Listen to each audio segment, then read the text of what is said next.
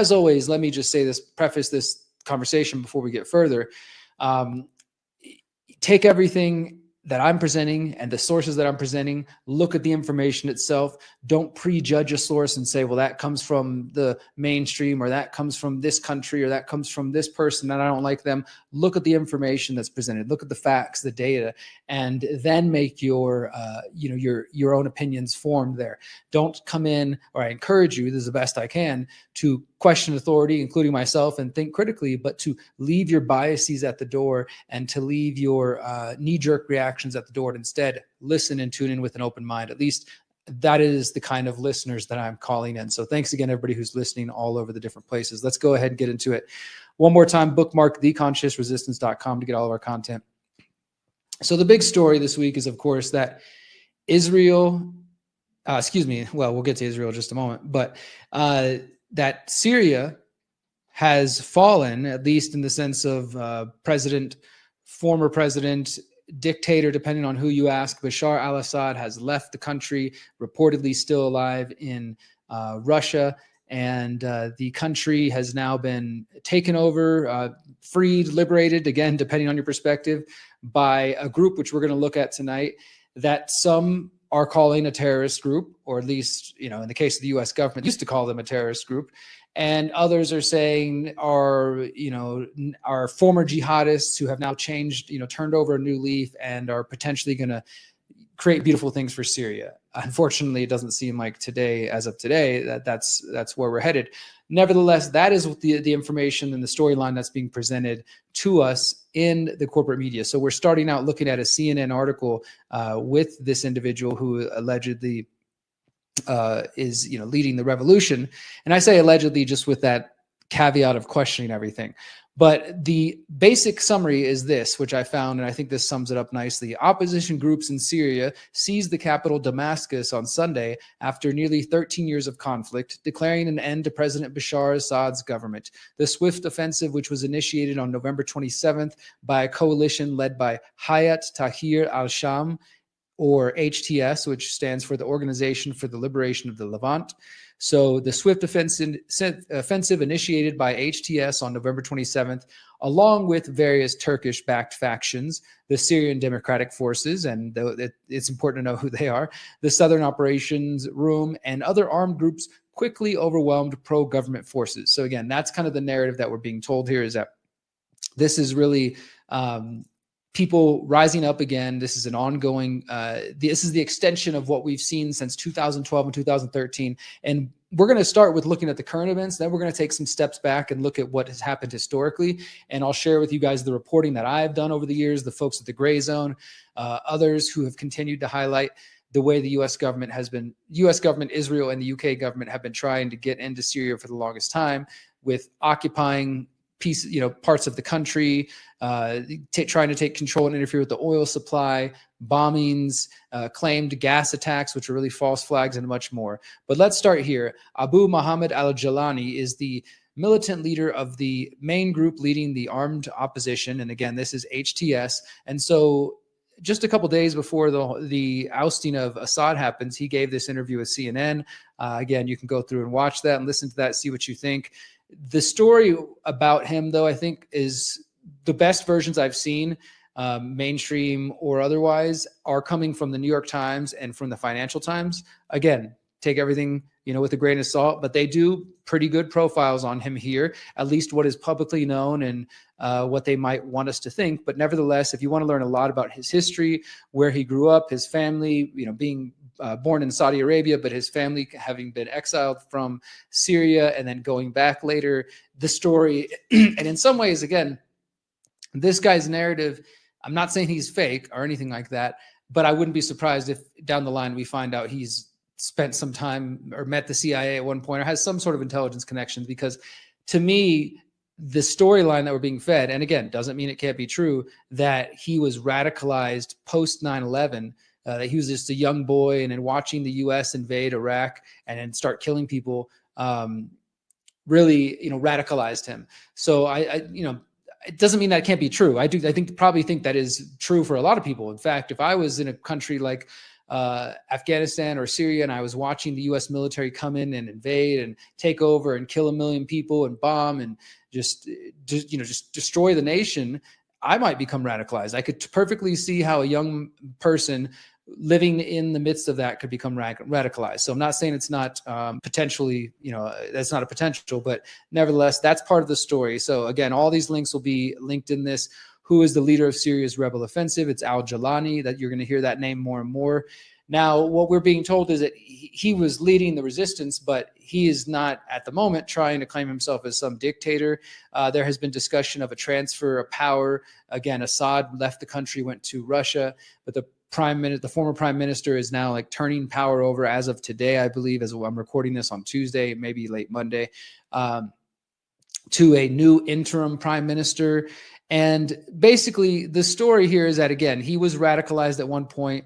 He was with al-Nusra Front, which is basically an offshoot of al-Qaeda, which are the people that were told that attacked the United States on 9/11. Of course, al-Qaeda has had some interactions and funding and support from the CIA over the years, as well as the Islamic State in Syria, ISIS or ISIL, whatever you want to call them. And to be clear, when we talk about civil war, I was getting in a debate with somebody about this earlier. They were saying there's no such thing as a civil war. It never happened in Syria.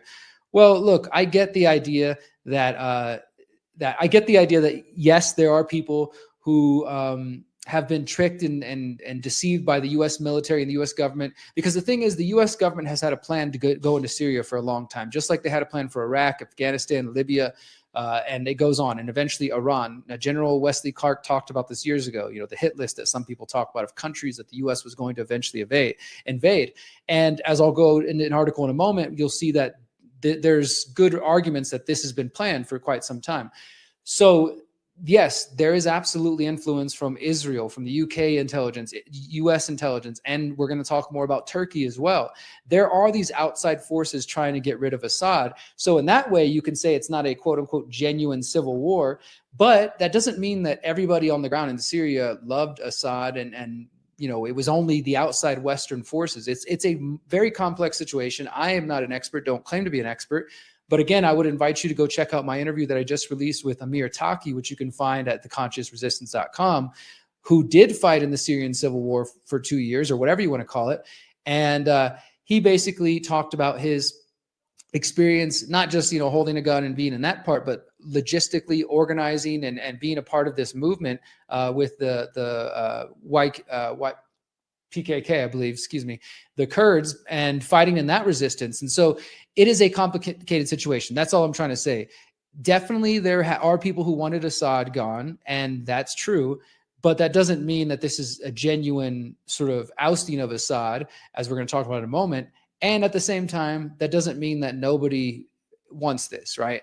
Now, unfortunately, as of today, the reports we're already getting are that there have been some really horrible things already happening in Syria in the last 24 hours. So we're going to get into that and some more. But just a couple other reports I want to show you guys. This is from the Washington Institute. I found jihadi counterterrorism. This is basically more of a background look at the HTS. If you want to get some deeper background and really understand how they have interacted and worked with ISIS, and you can see here this section is titled "Early Relations Between HTS and the Islamic State." History of the Islamic State in the region. So this is if you want more of an academic look at this, but you want the real evidence that shows that these organizations, they were at one time allied. And then according to this, it says in April 2013 to February 2014, they were frenemies, and then they became outright enemies. And so they apparently are no longer, allied.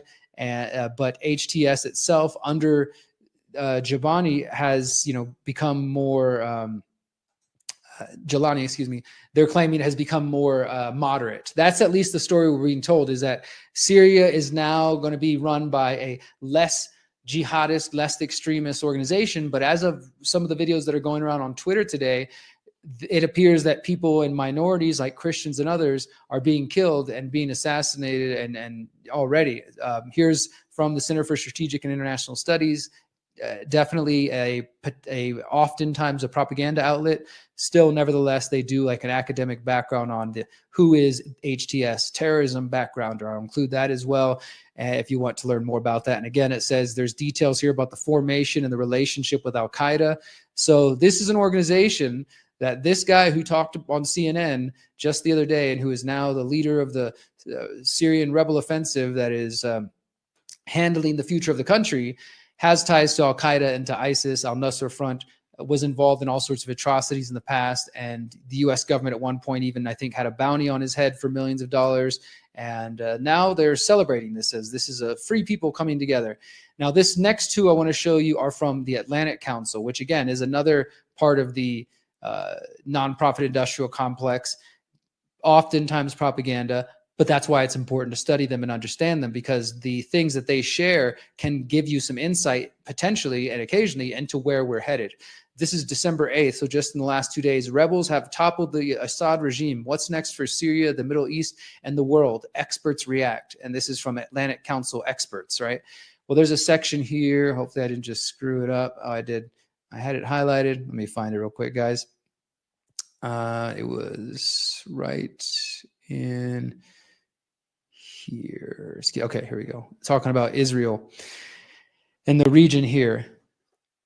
Sorry, I'm just got to find this. It's talking about how different nations were interested in making this happen. Here, let me just find this section real quick. I apologize, guys. Assad. So they're calling it a once-in-a-life opportunity. Okay, here we go. Said the long suffering of the Syrian people under a brutal regime that killed, tortured, dispossessed, and exiled millions of people has ended. Again, that's the mainstream perspective.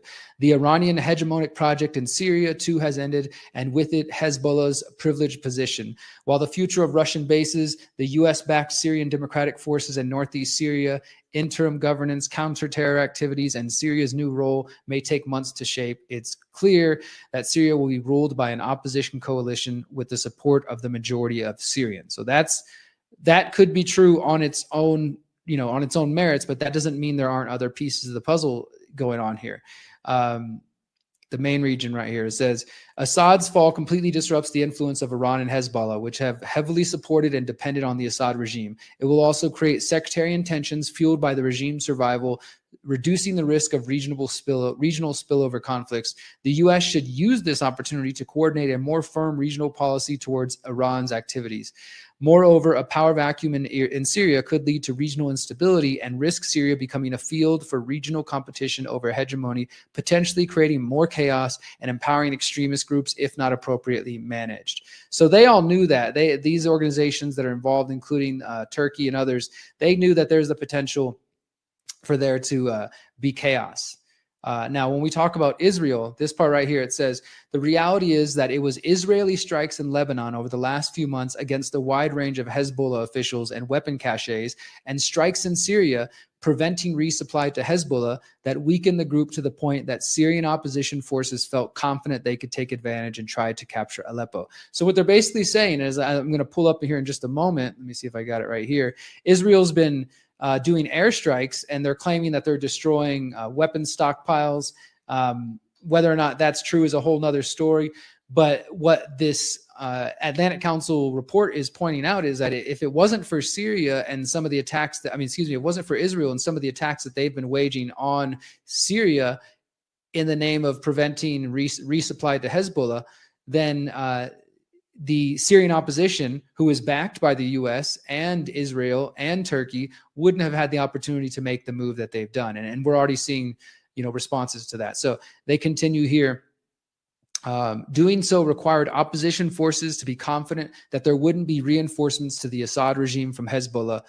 While Israel may not have intended or planned for the Syrian opposition to take advantage and use the development to overthrow the regime, Israel would be wise to immediately leverage it as a point of commonality and use it to seek out a quiet, private engagement with emerging leaders. If Israel wants to better ensure its security in the north, it should reach private, serious agreements with the new Syrian government that the country won't be used to transfer weapons to Hezbollah. So it's like they're already making plans for how Israel should, take advantage of the situation. I thought it was interesting too how this report says, while it may not have intended or planned, I'm pretty sure they planned this and they knew exactly what they're doing. But it's funny how they just throw that in there as well. One other Atlantic Council report here: empower Syrian, not warlords, against the rebranding of HTS. This is from June 2021. So in 2021, somebody writing for the Atlantic Council, let's go back here and check out their bios. One is Dr. Rahif Al-Dougli, is a lecturer in the Middle East and North African Studies at Lancaster University in the UK. Dr. Azam Al-Qasir is a Syrian researcher based in London. So these two individuals, they wrote an essay on the Atlantic Council website saying, do not rebrand HTS from a terrorist organization to some legitimate organization. It says, quote, such questionable policy recommendations are usually justified by arguing that HTS, under the leadership of Abu Muhammad al-Jalani, who is the guy who just helped lead Syria, to topple Assad, is a viable negotiating partner that is willing and able to rein in a more dangerous global jihadist groups in Syria. As Syrian researchers rewrite this piece in response to analysis that seemed driven by either a humanitarian idealism or sheer geostrategic realism, both standpoints appear to betray the hope of building a sustainable peace in a unified Syrian state. Current discussions about HTS and al-Jalani seem to suffer from a kind of cognitive convolution that sometimes appears when evaluating the label terrorist in relation to Western security needs. Surely, the experiences of local victims in Syria should be of some account in the definition of political terror. And they go on here to describe just the different actions taken by HTS with al-Jalani. And I do think that's interesting how they're calling out and saying, like, how about the people in Syria who might suffer if this terrorist organization is no longer labeled terrorist and is allowed to be, seen as moderate and kind of paraded around, and now given the, go ahead to to take over Syria. Because we know that the U.S. government only approves of things like this when it's an organization or individuals that it believes it can manipulate and shape and bend to their will to serve so-called U.S. national security interests or Western national interests. So they go through here and they talk about some of the ways that he has been a violent, dangerous person. Al-Jalani, who is leading this transformation, might abruptly decide to make another shift in a not so favorable direction if he is not satisfied in the future for any reason. And it says, hasty cooperation with the group will give the group time to establish dominance over Idlib. And he has long combined conflicting messages of benevolence and violent intolerance.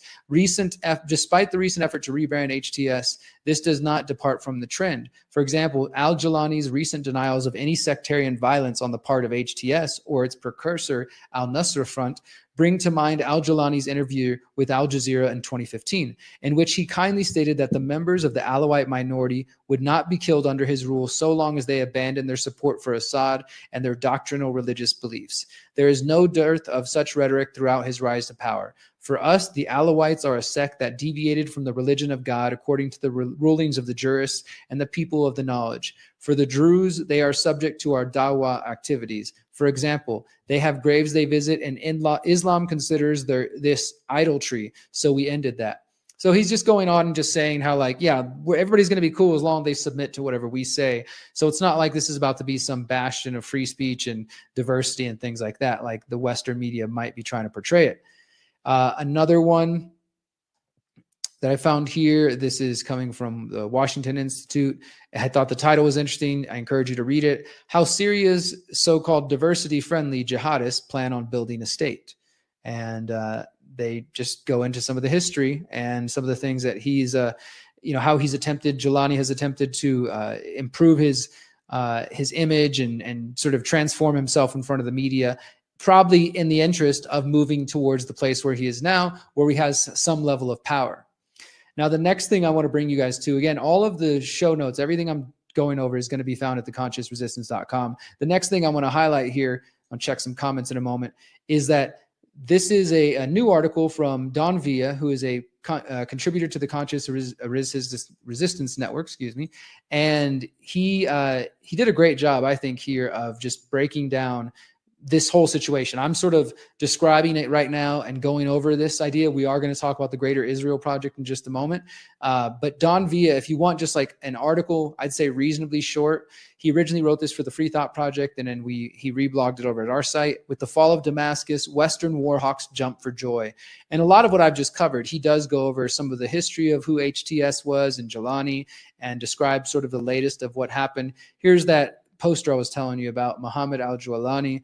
The up to $10 million reward, stop this terrorist, is, that was what they were saying at the time, Department of Justice. And of course, we're going to get into in just a moment how Israel and Turkey are involved. And Don covers that here. He says, in the wake of the coup, Israeli Prime Minister Benjamin Netanyahu has also publicly praised the jihadist militants, hailing the takeover as a, quote, historic day for the Middle East, and personally taking credit for their ability to seize control of Damascus so quickly. This significance of the power shift in the region was also elaborated by Murad Sadghisad, president of the Middle East Studies Center in Moscow. He said, quote, the fall of Damascus is a turning point in the Middle Eastern politics, signaling not only the collapse of Assad's rule, but also a significant weakening of Iran, which had spent years building its influence through its alliance with Syria. Tehran had regarded Syria as a vital link in the axis of resistance, encompassing Lebanon, Yemen, and Palestinian groups. Syria served as a crucial logistical hub for arming Hezbollah and providing both political and economic support. However, the collapse of the Syrian capital and the ensuing chaos shattered these supply chains. Capitalizing on the situation, Israel deployed forces into the buffer zone on the Golan Heights, as we're going to talk about in a moment, effectively expanding its occupied territory. This move not only bolstered Israel's strategic position, but also deprived Iran of the ability to counteract its actions effectively in the region. So there's much bigger plays, and unfortunately, the Syrian people are the ones who will suffer in the end. I was just, again, debating somebody on Twitter. I know the best use of my time.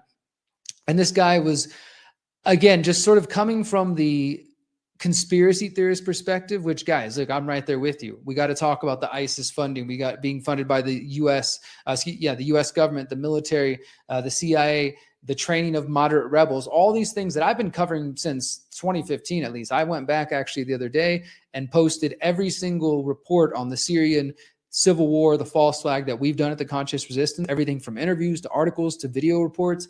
And there's at least 30 of them that we've been covering and following this story. It's important to look at who's funding who and what are the bigger pictures at play. I have friends who are from Israel and friends who are, near Syria and Turkey and in that region. And I don't claim to be an expert.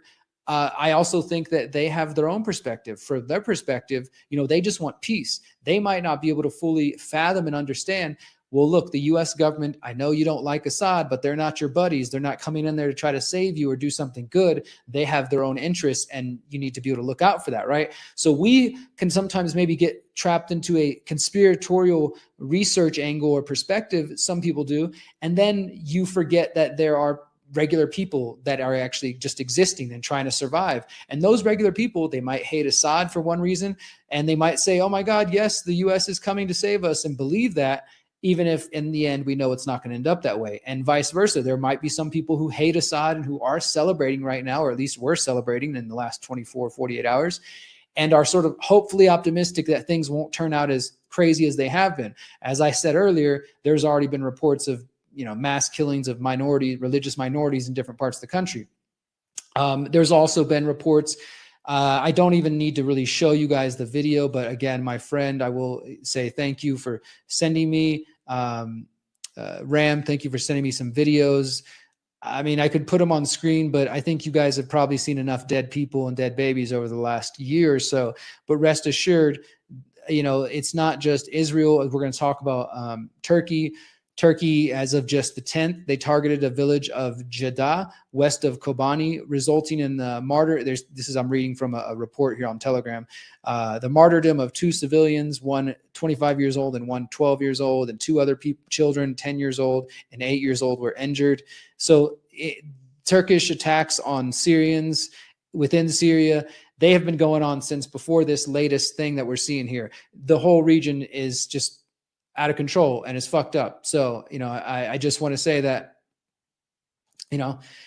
it's not as, I think, simple as we might like to be. It just only look at things from the conspiratorial perspective. This is why I've been ranting and raving, saying for a while that it's important to consider these complex topics from multiple perspectives. That's why I look at the Atlantic Council. I look at the Washington Institute and the Center for International Studies, as well as mainstream reports. And then I look at independent reports like those of Don Villa. And then I use social media to follow people who are actually living in these countries and see what they're up to, what they're talking about, what they're witnessing.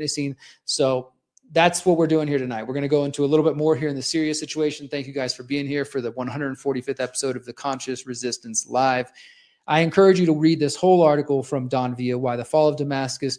With the fall of Damascus, Western war hawks jump for joy. And you can hear more about how Israel's celebrating and other folks. And you talk about Wesley Clark's plan here. And this, maybe we'll just end here. He says, he's talking about Wesley Clark. This is what I alluded to earlier, that in 2007, former U.S. Army General Wesley Clark said that there had been a plan to go after 7 nations in 5 years: Iraq, Syria, Sudan, Somalia, Libya, Lebanon, and finally Iran. It's taken much longer than 5 years, but let's look at where we're at. Iraq has been destroyed. Sudan has been completely fractured, ravaged by civil war and facing the world's worst humanitarian hunger crisis. Libya is a failed state turned into a hub for terrorism and open-air slave trading, following the U.S. NATO-led assassination of Muammar Gaddafi in 2011. Similarly, Somalia has all but collapsed, a haven for piracy and CIA-backed terrorists, and now it appears Syria is on the way to being gone. And again, I don't want to oversimplify, because there are still good people there in Syria. There are still resistance movements. There are anarchists. There are freedom-minded people that are against the Turkish, the U.S., and the Assad and the ISIS influence. And these people are just desperate for a little bit of liberty. And it's really sad that there are children and people being raised in that environment and having to do that. I know that Syria is a beautiful place with so much history, so much of humanity's history in that beautiful piece of land. And if we go even further back, as Amir Taki told me in the recent interview, and you look at the founding of the current state of Syria, it was actually carved up by the United Kingdom, by the British royalty. And that created its own issues because it sort of cut right into these tribal ethnic groups that had their own connections to each other. And all of a sudden now they're citizens of different nations. So the whole thing has been screwed up for a long time. And this is what you get when you get government, when you get colonizing and colonialism, and these people trying to tell us how to live our lives and control the future of humanity. So I highly encourage you to read this full article from Don Villa. Check it out. Next one here, as I mentioned, Turkey has been involved in this offensive. This is being reported by Middle East Eye. Turkey's Erdogan backs rebel offensive in Syria. This was a couple of days before they claimed Damascus. Turkish President Erdogan appeared to back a rebel offensive in Syria that has captured several major cities within a week, as indicated by a statement he made on Friday. They said Idlib, Hama, Homs, and of course the ultimate target is Damascus. The opposition march continues, and our hope is that this march in Syria proceeds without any incidents or trouble. He reminded that he had previously invited Syrian President Bashar al-Assad multiple times this year for talks to, quote, determine Syria's future together, but Assad did not respond positively to such a meeting. Although Turkey did not directly intervene in the latest offensive by the rebels, it appears to have given the operation a green light. Turkish security sources told Middle East Eye last week that Turkey had approved a limited operation in the Aleppo countryside. However, the unexpected collapse of Syrian government forces has expanded the operation into uncharted territory. Some elements of the Turkey-backed Syrian National Army joined the initial Aleppo offensive, led by HTS, the former al-Qaeda affiliate that we've been discussing already. So Turkey clearly involved in benefiting from this situation. Also, I want to point out this article I found from 2022 that was reported. What was the outlet? I can't see the name right here, but the article is titled Syrian Foreign Minister Mekdad Calls for New World Order. And he said that Western powers wanted Syria to change their Israel policy or to face consequences. Now, this is pretty interesting in light of everything we're seeing now. This is from the foreign minister of Syria at the time in 2022. He said, at the United Nations, where I served as Syrian ambassador for 11 years, the Western countries said that we would change our policy towards Israel or face the consequences. He said, revealing the Assad government's confrontationalist policy towards Israel played a role behind the prolonged conflict in Syria. Arguing for a new world system, the Syrian minister said that illegal intervention in the sovereign affairs of developing countries should not be tolerated. And then there's another piece here. This is, again, what I'm talking about when you really understand what the Western forces have been doing to Syria to get it to this point where they could just walk in and take over. He said, quote, "We can't import wheat and we can't grow sufficient food as the U.S. is occupying northeastern parts of Syria. Our oil wells are in northeast Syria, and the Americans are selling oil from that area to Turkey and separatist groups." He said, accusing Turkey of supporting forces that target Syria. He cautioned that the groups that target Syria could also later target Turkey. So this whole thing, again, the U.S. comes in, they're occupying parts of the country, they're bombing people, killing people, they're taking their own oil and using it to fund separatist forces that they're trying to use to overthrow the current government. Again, doesn't mean Assad's a hero or anything like that. But to my friends, like I had one of my friends tell me that he thinks that it's a good thing that Trump bombed Soleimani, the Iranian general, a couple of years ago, just as an example. And I was explaining to him, like, look, maybe this is a different concept for you. But in the U.S., there's supposed to be the semblance, at least, of something called the Constitution. And so they're supposed to have limits on power. The U.S. government isn't just supposed to be able to go bomb and assassinate people in other countries. That's a sovereign nation. We might not like what happens in that country. We might say, hey, I don't like what's going on in Iran. But that doesn't give the U.S. president the authority under the Constitution. And I'm not a hardcore constitutionalist, but for people who are conservatives or whatever and claim to care about, the founding documents of the America, follow your own documents then. And those documents don't say the president is a dictator that can just bomb and attack anybody all over the world if it's terrorism or if it's COVID or whatever other excuses they want to come up with. And I was trying to explain this to my friend who was saying, but don't you see that was a good thing? Many of us over here, we celebrate that Trump killed that guy because he was a bad man and he actually attacked Americans. And I said, that may be so, but don't you see how it's setting a slippery slope, a really bad precedent to say that the U.S. government should just be allowed to continue to be the policeman of the world and bombing and killing people in random countries simply because we say they did something bad. That's the same justification that gets the U.S. Government and military to go after journalists like Julian Assange, who's not even an American, and try to take him from the UK and then bring him to the US for trial and things like that. Or, for example, Roger Ver, who is a friend and who's currently facing basically a lifetime in prison, who was arrested in Spain. This guy actually renounced his US citizenship, paid his taxes, did all the things he had to do to say, bye, I'm no longer a U.S. citizen, got citizenship in another place, and was vacationing in Spain when the U.S. government, through Interpol, came after him and is now trying to extradite him back to the U.S. from Spain when he's no longer even a U.S. citizen. Do you see the connection here? It's like you give the government and the state this ability to say, well, we think bad things are happening in this other part of the world, so we're going to go intervene. We're going to drone bomb people there. We're going to kill people. We're going to arrest. We can hunt you down wherever in the world. And unfortunately, they have the technology, as we're going to talk about in the second half of the show. But it's a bad precedent, my friend. So even if some people in Syria, I feel for you and I care for you and I stand in solidarity with you, fight and resist and push back against the state and against all tyranny and all oppressors, no matter who they are. But the U.S. government doesn't need to fund your war, doesn't need to fund your battle, doesn't need to come intervene. That is just, I mean, maybe there's a certain point, right? People will bring up, real atrocities and genocides that have happened. Like, for example, in Gaza, at the very least, we should not have been involved in the first place. The U.S. government should not be involved in the Middle East, and U.S. taxpayers should not be funding these conflicts. That's my major thing, right? Is I want all the wars and all the violence to end, but at the very least, free people should not be extorted through taxation to have their money taken from their pockets and then used to go kill babies in other countries and to fund wars and proxy wars and things like that. So let's go ahead and continue. We got a few more points to make here on this Syria angle. Thank you guys again for being here tonight. All right, so this one I shared earlier. Israel says its airstrikes destroyed most of Syria's strategic weapons stockpiles. So they bring in these resistance groups funded by the U.S. intelligence, funded by Turkey, funded by Israel.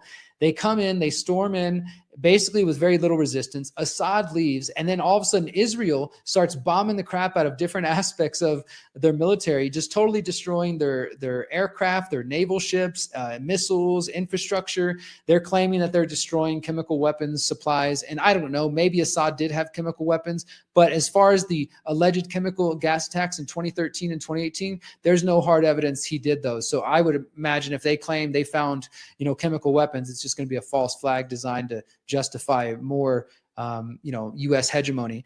Middle East Monitor says Israel occupies buffer zone in Syria's Golan Heights. This is what I was talking about a moment ago. So Israel comes in, they start bombing what's left of Syria's military, so they have no chance to defend themselves now. Basically, this is like kicking somebody while they're down, like really hard, kicking them again over and over and over while they're down. And then they come in and they occupy the Golan Heights, which is a UN-supervised, demilitarized buffer zone between Syria and, which is part of Syria between Israel. Well, Israel's coming in now and claiming it, saying like, this is our own. Netanyahu said the collapse of a UN-monitored disengagement agreement is now over. Basically, he said, since Syria is no longer in power, this buffer zone is no longer relevant. The Israeli army took control of the mountain summit of Mount Hermon on the Syrian side of the border and several other locations. The army also mounted dozens of airstrikes, as I just covered here. So they're not wasting any time. They're getting straight to a plan that is called Greater Israel. We're going to talk about that in just a second. Real quick, I just wanted to mention, I've had this in my reports for a while. Dan Cohen did this one a while back, October 21st. Uncaptured media over on Substack. U.S. authorizes CIA mercenaries to run biometric concentration camps in Gaza Strip. This is probably the future for Syria and for anywhere else that Israel comes or the U.S. comes to liberate. Private intelligence corporation billed as Uber for war zones is preparing to create what Israel hopes will be the model for supplanting Hamas rule in Gaza. And I would say even further than just Gaza. But it's this 1,000 CIA-trained private mercenaries as part of a U.S.-Israeli plan to turn Gaza into a high-tech dystopia, and they're using this technology. This plan is to get all the residents to use biometrics to enter and exit this area under a CIA contractor's control. It's basically going to be internment camps with biometrics where they're not allowed to leave.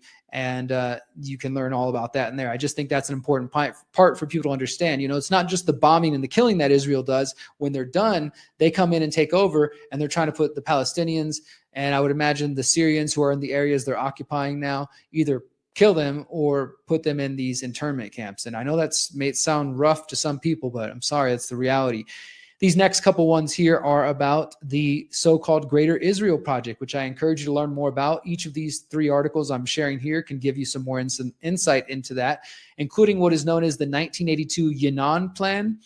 And it says, the ongoing geopolitical shifts in the Middle East, influenced by Israel's military actions, the death of Iran's supreme leader, and evolving alliances, reflect a long-standing strategy for regional dominance, often associated with the 1982 Yinon Plan. The vision seeks to fragment neighboring states and secure Israeli supremacy with events like the Arab Spring, the Abraham Accords, and the rise of new power blocs. So it goes through here in like a timeline and sort of the plan of what this Greater Israel Plan outlined. It said fragmenting neighbor states like Iraq, Syria, and Lebanon. They were identified as targets for division along sectarian and ethnic lines, ensuring that they could not challenge Israel's supremacy. Territorial expansion, the vision of a Greater Israel extended to the Euphrates River in the east and the Sinai Peninsula in the south, aligning with biblical territorial aspirations. Seems like someone's trying to recreate the Bible over here. Weakened opposition, a fragmented Arab world would reduce the collective ability of states to oppose Israeli policies, creating a more favorable strategic environment. Excuse me. There's another one here. This is also about this. Israel chasing historical Zionist aim of occupying southern Lebanon, wider region. Expert says if Hezbollah loses in South Lebanon, then you're going to have this Greater Israel Project kind of moving forward. That's one perspective. Another one, just a couple of days, actually this is 2 months ago, but they could already see what was happening. Netanyahu revives the Greater Israel Plan. And the same thing, just talking about the efforts to establish Israeli dominance and break up the nations near them and essentially occupy and take over them in the sense of Syria and Iraq and other places around there, Lebanon. And it seems like they're having some success. Now, I found this article as well. This is another reason many people have pointed out the conflict. When you look at a certain pipeline that some people want to make from Turkey going on through Syria, back in 2016, look at this, an old Robert Kennedy Jr. in 2016 writing for EcoWatch. This is before he went Trumper and was more on the left-leaning guy. Syria, another pipeline war. And it's talking about that, about pipelines. And of course, he's talking about climate change. It talks about Turkey's involvement here. Of course, let me see if back then, if he was willing to question Israel. Israel also was understandably determined to derail the Islamic pipeline because it would enrich Iran and Syria and presumably strengthen their proxies. So anyways, the point is here is that you could see that people have been talking about this for a while, that this pipeline, here's that picture actually, I think you might have seen going around. Where was it at? Yeah, can you guys see that? There's a picture on the screen for those who are watching showing Saudi Arabia in the south and Qatar, and then a pipeline cutting across there, hitting through Jordan, going up north through Syria, up into Turkey, and how Israel would be against this, as well as other people, for different reasons, different geopolitical reasons. But the point is, it's been happening. This plan has been in the works for quite some time. So far now that even I've been reporting on this for, like I said earlier, 2015, for over almost a decade now. If you go to theconsciousresistance.com and just search Syria, we have an entire section on our website dedicated to the Syria false flag, the geopolitical aspects. This was my number 2 most important story in 2019, the truth about Syria and the fake gas attacks. All of this is important. Going back to 2018, you can see I questioned John Kerry that year, and on and on and on. So I want to invite you guys to really spend some time. As I said, every link I'm covering, I will be sharing after we're done here. But if you want to check theconsciousresistance.com, you can already kind of dive in and see a bit about what we've been reporting on over the years. And in fact, I want to show you a brief clip here from my Pyramid of Power documentary series. For those who know that I produce a 17-part documentary series, which, by the way, we've released 15 episodes so far. I just finished writing and recording the narration for Chapter 16, Religion and Secret Societies. That one is currently in the hands of my editor. He's working on it now. It's going to be released in mid-January. And then in March 2025, we're going to release the final episode, Chapter 17, Who or What is at the top of the Pyramid of Power. And that's going to feature G. Edward Griffin, Richard Grove, James Corbett, David Icke, Daniel Eshtelin, Adam Green, Mark Passio, James Corbett. There's a number of other people that I'm forgetting right now. Peter Dale Scott, so many others that are in this documentary. You can find it at thepyramidofpower.net. And well, we released Chapter 14 a couple months ago about false flag events, and I detailed some of the false flag, the facts that we know about the false flag relating to the claims of gas attacks in Syria. And it's important to understand this history, because if you just started paying attention to Syria in the last week because it's trending right now and everybody's talking about it, I totally get that. But it's important to understand the back history that goes back at least a decade. And then really, if you want to be a nerd, go back to the creation of the state of Syria itself.